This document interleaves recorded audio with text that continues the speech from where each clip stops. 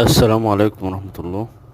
أول خطوة بعملها هنا بعد ما فردت المعجون، وهي استخدام المقشة أو المكنسة في عمل تمشيط بنفس الشكل اللي احنا شايفينه ده، من فوق لتحت بمنتهى السهولة. تمام. وهنا ببقى خلصت المرحلة الأولى وهي مرحلة التمشيط.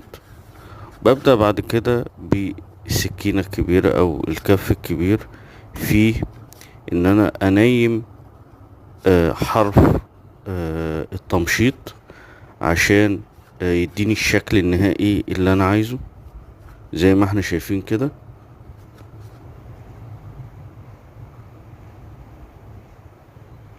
وطبعا هنعمل فيديو للفينش بتاعه.